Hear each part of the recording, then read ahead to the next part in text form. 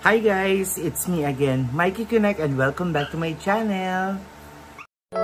Baby, you don't know what you do to me. Between me and you, I feel like chemistry. I won't let no one come and take your place. Cause the love you give, it can't be replaced. So go.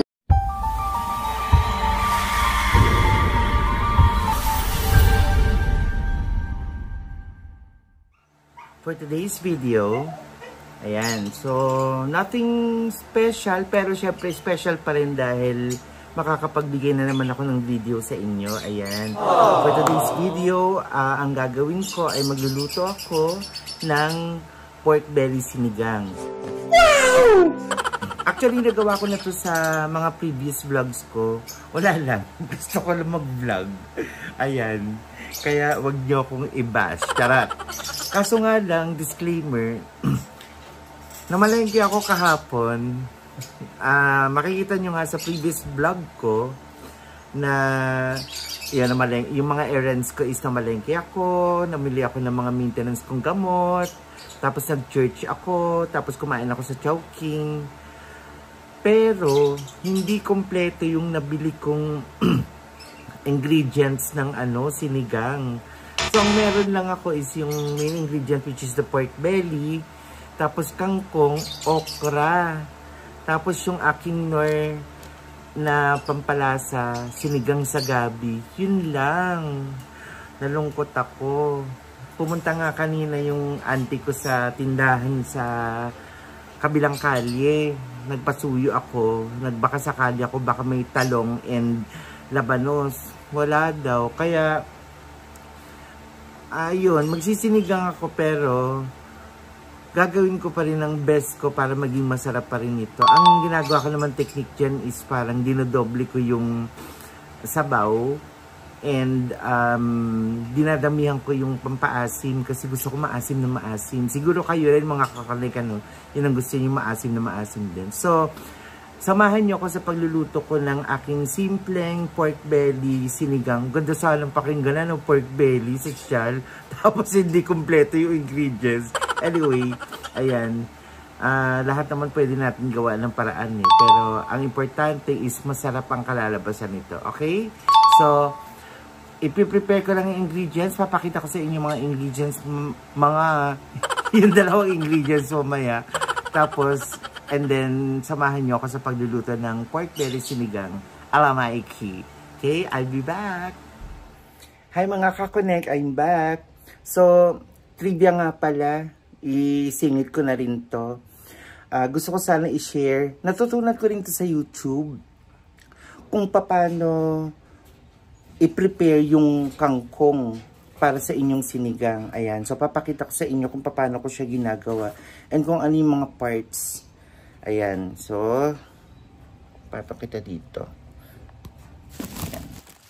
Ang hirap ng walang videographer at wala pa akong pambayad para sa videographer. Ayan. So, ito nga pala yung aking sinigang. Siyempre, binabad ko para mawala yung mga kung anik-anik na mga fertilizer. Ayan. So, just to share, sorry, pawis na ako. So, sa isang ganito, makikita naman natin yung quality ng mga leaves. Ito, maganda to. Ito, maganda rin to. Yung ibang leaves na medyo pangit na, yung may ganito. Yung may ganyan, no? Yan. Yan. Eh, since hindi naman tayo maarte, isasama ko na rin yan. Pero, ayan, tip. Pag magpiprepare kayo o magpuputol na kayo ng dahon ng kangkong, parang 1 inch kasi itong isang ganito. 1 inch from the leaves. Ang arte, may ganun pa. Yan, yan ang puputulin mo. 1 inch from the leaf. Pero syempre wala nang sukat-sukat yan kapag nagamay mo na. And pag natanggal mo na yung mga leaves, dito, mararamdaman mo kung ano yung malambot pa rin na part ng stalk. Pwede mo pa rin siyang isama para hindi sayang. Binayaran natin yun. At wala na, matigas na to. Ayan. So, nalagay ko lang siya dito sa plato na. Ayan. Ito oh, yung mga na, ano ko na. Ayun lang, mai-share ko lang, naisingit ko lang. So, balikan ko kayo ulit kapag ready na lahat ng ingredients. Papakita ko muna before we start cooking, okay? I'll be back, mga kakunik. Hi, mga kakunik, I'm back. So, papakita ko ng ingredients, tapos ko na siyang i-prepare. Ito po siya, ito po sila. So, first we have the kangkong na puro dahon. And konting stock na malambot. Ayan. And then we have the siling haba na green. And then okra. And then onion, sibuyas. Sorry, I forgot. And bawang. Yes, and then the main ingredient which is a pork belly. Ayan, that's it, pansit. So mga kakonek, start na natin yung pagluluto. Ayan, sindihan na natin yung kalan, of course, para makaluto tayo. Ayan, mga kakonek, so mainit na yung kaldero. Pagpasensyahan nyo na yung aking tiyan, huwag nyo na lang pansinin.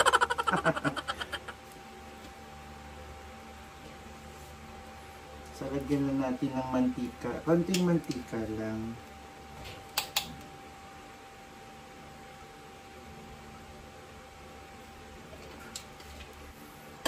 Unahin natin ang sibuyas. Comment down kung pareho tayo na inuuna muna ang sibuyas bago ang bawang. Kasi magaling masunog ang bawang. So, unahin na muna natin ang sibuyas.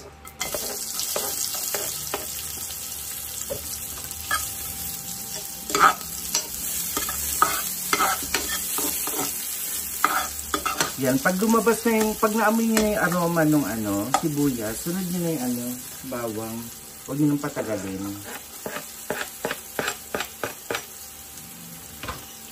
Yun naman yung purpose ng bawang at sibuyas eh.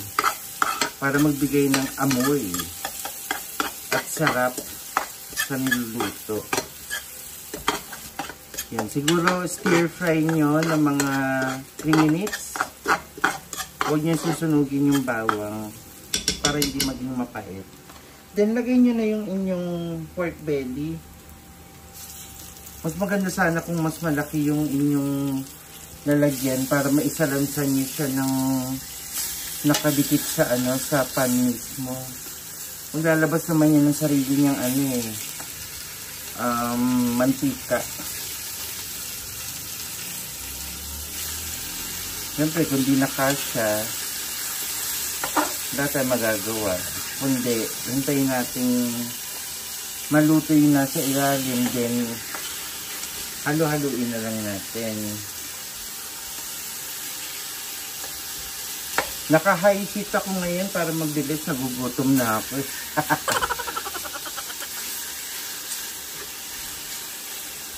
Yan. Tapos to, sa ibabaw na lang. And then, pwede na natin muna takpan. Hayaan natin maluto for 5 minutes. 5 minutes later. Ayan mga kakonek. So, 3 to 5 minutes are done. Haluin na natin. Ingat lang, baka matalsikan kayo. Baliktarin na natin.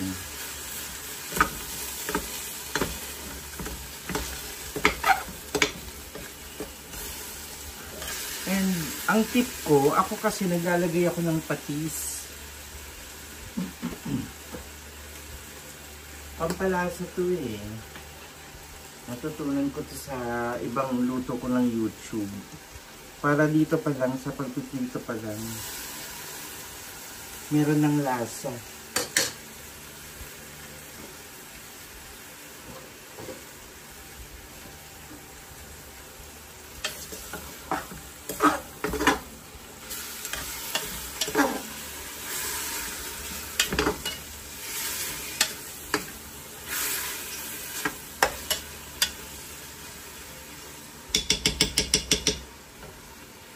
Okay. And then,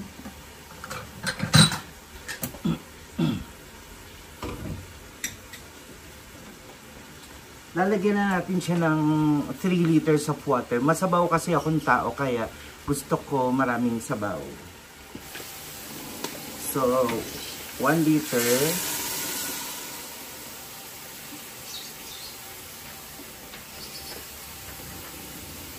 Yan. Habang pinupuno ko yung thermos ng another 2 liters, haluin natin para matanggal yung mga dumikit.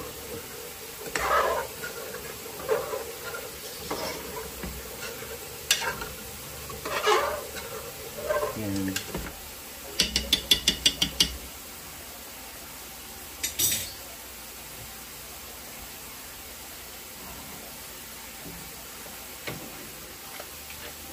Two liters.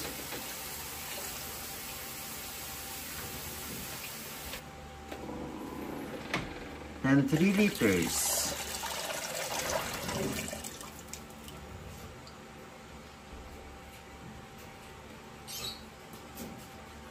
And then, according to the instruction, papakuluan natin. We will boil the pork for 25 minutes. So, takpan muna natin siya. I'll be back mga kakonek. Ako na lang. 25 minutes later. Ayan mga kakonek. 25 minutes is finished. So, to check yung ating pork kung pwede na after that 25 minutes. Ay, dahan-dahan kayo mga kakonek dahil mainit. So, check natin kung malambot na.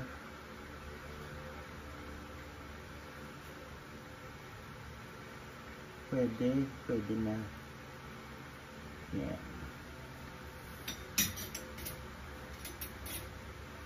Lalagay na natin mga kakonek. So, ang nilagay nating tubig kanina is 3 liters. And isang sachet ng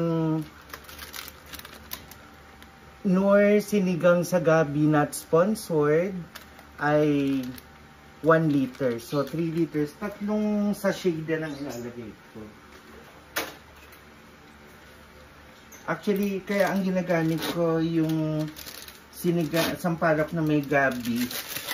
Instead of yung original na sampalok lang is mas malapot ito at mas masarap. Yun na yung sa akin. So, 1 sachet.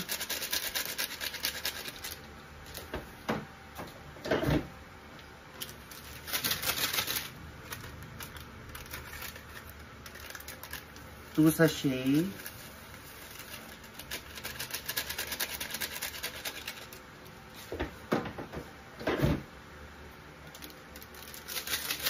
And then 3 sachet.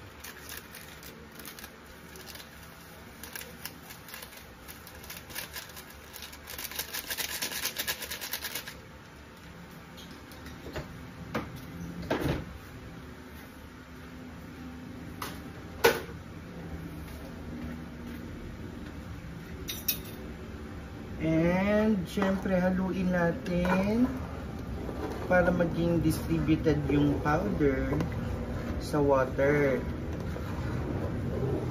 And since yung nakita ko kasi na YouTube instruction, after nitong sinigang mix, ilalagay na yung yung taro or yung gabi. Eh since wala naman tayong gabi, kasi sabi doon, put taro and then boil for another 30 minutes.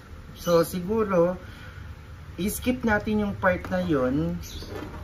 Nailagay ko na yung sinigang mix. I'll boil this again for another 15 minutes lang para palambutin pa natin lalo yung yung pork. Pero siguro this time isi-simmer lang natin para hindi masyadong maubos yung sabaw. Kasi ilalagay pa natin yung okra, siling haba, and then yung kangkong. So I'll boil this again for another 15 minutes. Just wanna share my best practice. Huwag niyo siyang takpan fully cover. Kasi since gabi yun, mabula ito. Aabot siya sa cover lid and baka umapaw, sayang yung sabaw. So ang gagawin naman natin, or ako pala, is cover niyo siya halfway. Hayaan nyo lang siyang kumulo for another 15 minutes. Simmer lang natin. So, ibababa natin ngayon yung heat.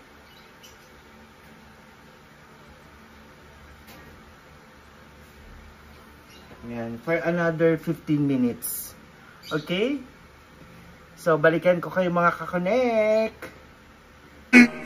15 minutes later. Ayan, so done na ang 15 minutes. For sure, mas malambot na o mas tender na yung pork. Haluin muna natin. Okay.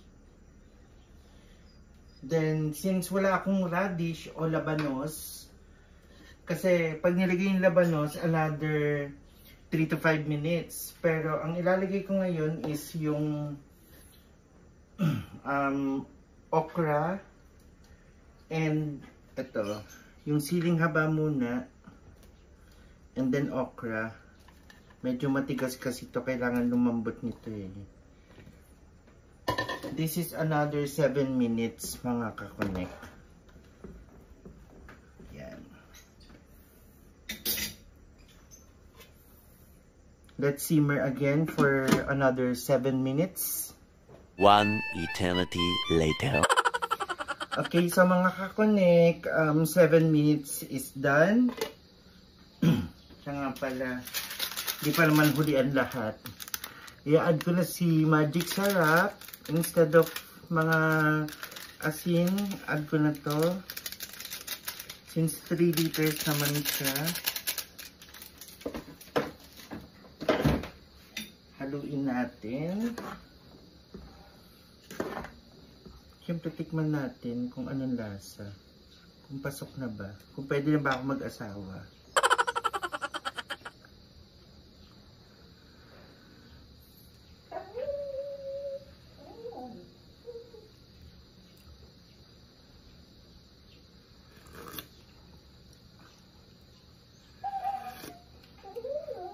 Wow! Sarap! Lagyan na lang natin ng konting asin. Asin pa. Isa lang. Isang teaspoon and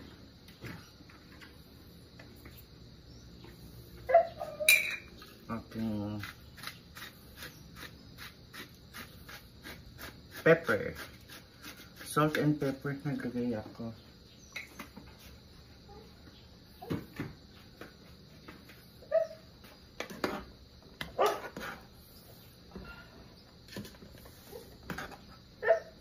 And lastly, ilalagay na natin ng pinaka-star for all season natin, ang kangkong. Lagay na natin lahat. Yan.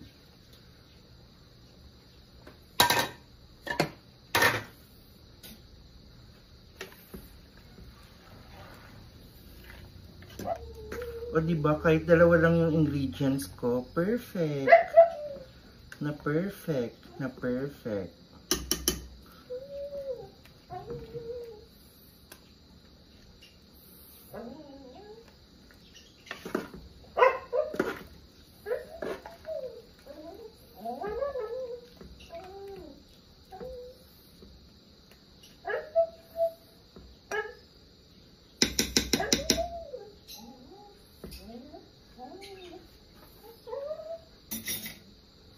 Ayan.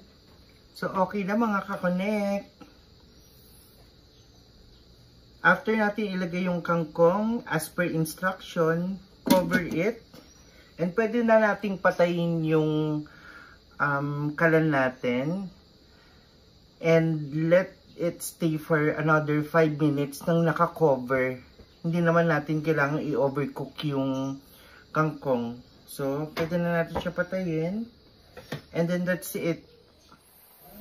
So mga kakonek, hindi ko na siya ipi-plating kasi maliligo pa ako and magpi-prepare pa ako ng mga kung ano-ano dito sa bahay. Kasi mamaya may shift ako. So, ipapakita ko na lang ng malapitan yung finished product dito sa kaldero, okay?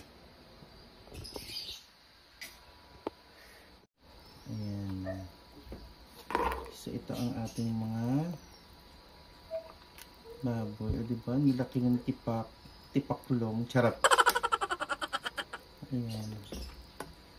So, this will be my food for the next 3 days. Kasi mag-isa lang ako sa bahay, kaya piniprepare ko na ang aking pagkain. Aww.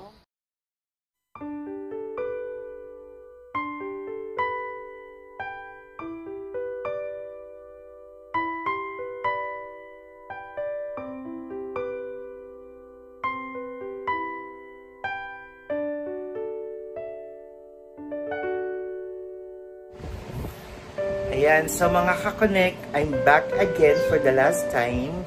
Ayan. And then sa mga umabot hanggang dito sa part na to ng aking video, thank you so much po sa pag-stay at sa pagtapos ng aking video.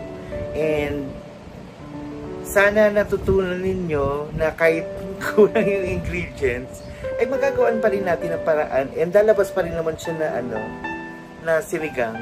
Ayan, masarap siya, in fairness hindi ko hindi naman sa pag-iibang, masarap siya. Ayan, so ayun, sabi ko nga, hindi ako magaling magluto, pero if we know how to follow instructions sa YouTube, magiging successful naman. Ayan, kaya nga thank you sa YouTube, thank you sa SOCMED, at natuto ako magluto. So I think that's all for my vlog today. I hope you like it. So if you like this video, please give it a thumbs up, share this video, and click the subscribe button below and the bell icon next to it, and click all. Don't forget yung all, so that you will be updated on my next video.